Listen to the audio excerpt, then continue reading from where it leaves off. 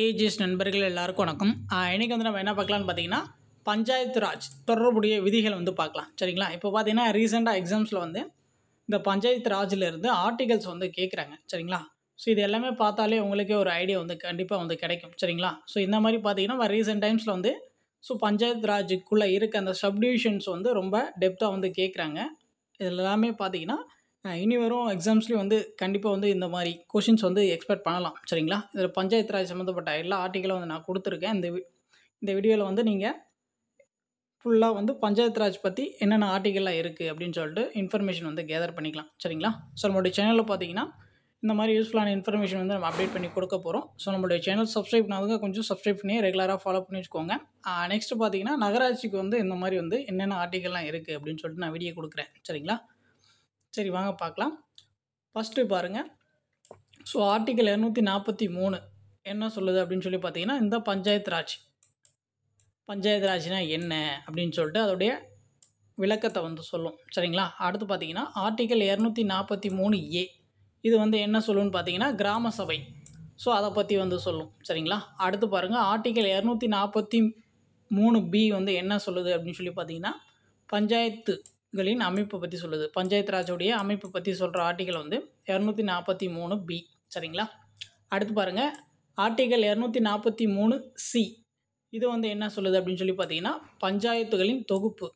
So அதை பற்றி சொல்லுது. சரிங்களா? இதில் இருக்கிற எல்லா ஆர்டிகலுமே பார்த்தீங்கன்னா அடிக்கடி எக்ஸாம்ஸில் கேட்குற ஆர்டிக்கலு. ஸோ நீங்கள் எல்லாமே ஒன்ஸ் நீங்கள் நோட் பண்ணி வச்சுக்கோங்க. அடுத்து பாருங்கள் ஆர்டிகல் 243D இது என்ன சொல்லுது அப்படின்னு சொல்லி பார்த்தீங்கன்னா இடஒதுக்கீடு பற்றி சொல்லும். சரிங்களா? அடுத்து பாருங்கள் ஆர்டிகல் 243ல் என்ன சொல்லுது அப்படின்னு சொல்லி பார்த்தீங்கன்னா இந்த பஞ்சாயத்து ராஜ் அமைப்புகளின் பதவி காலம் சொல்லுது. சரிங்களா?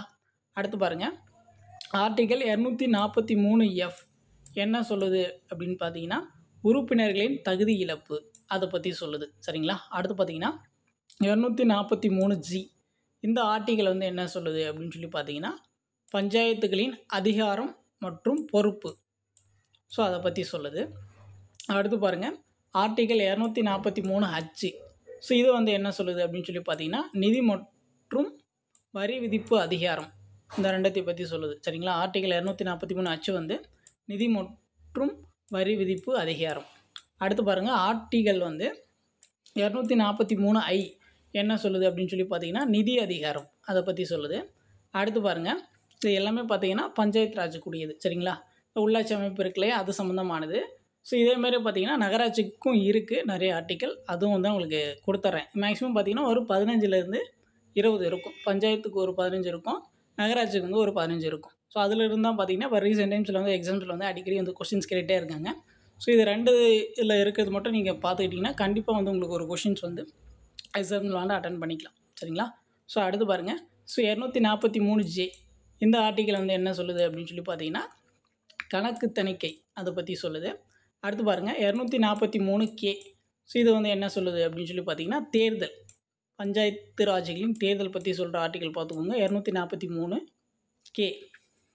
அடுத்து பாருங்கள் ஸோ 243L ஸோ இந்த ஆர்டிக்கல் என்ன சொல்லுது அப்படின்னு சொல்லி பார்த்தீங்கன்னா யூனியன் பிரதேசங்களுக்கும் பொருந்துதல். இது யூனியன் பிரதேசங்களுக்கும் பொருந்தும் அப்படின்னு சொல்கிற ஆர்டிக்கல். ஸோ அடுத்து பாருங்கள் ஆர்டிக்கல் 243M இது என்ன சொல்லுது அப்படின்னு பார்த்தீங்கன்னா பொருந்துதல் பகுதி. ஸோ எந்தெந்த பகுதிகளுக்கு இந்த உள்ளாட்சி அமைப்புகள் பொருந்தும் அதை பற்றி சொல்கிற ஆர்டிக்கல் 243M. அடுத்து பாருங்கள் 243N என்ன சொல்லுதுன்னு பார்த்தீங்கன்னா நடைமுறையில் உள்ள பிற சட்டங்களின் முடிவு. இப்போ உள்ளாட்சி அமைப்பு சார்ந்த சட்டங்கள்லாம் இருக்கு இல்லையா? ஸோ அதை பற்றி சொல்கிற ஆர்டிக்கல் 243N. சரிங்களா? அடுத்து பாருங்கள் ஸோ இது ரொம்ப முக்கியமானது 243O. ஸோ இந்த ஆர்டிக்கல் என்ன சொல்லுது அப்படின்னு பார்த்தீங்கன்னா பஞ்சாயத்து தேர்தல் தொடர்புடைய விவகாரங்களில் நீதிமன்றம் தலையிட தடை. சரிங்களா? அந்த உள்ளாட்சி அமைப்பு ப்ளஸ் நகராட்சி அமைப்பு இருக்கு இல்லையா? இந்த ரெண்டு இதுலேயுமே நீதிமன்றம் தலையிடக்கூடாது. சரிங்களா? இதில் இருக்க எல்லா ஆர்டிக்கலும் பார்த்துக்கோங்க. இப்போ ரீசெண்டாக இருக்கிற எல்லா எக்ஸாம்ஸ்லையும் பார்த்தீங்கன்னா இதில் இருந்து கொஷின்ஸ் அடிக்கடி கேட்டுகிட்டே இருக்காங்க.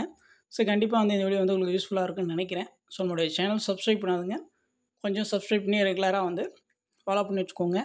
இந்த வீடியோ பிடிச்சிருந்துச்சுன்னா ஒரு லைக் ஒன்று போடுங்க. தேங்க்யூ.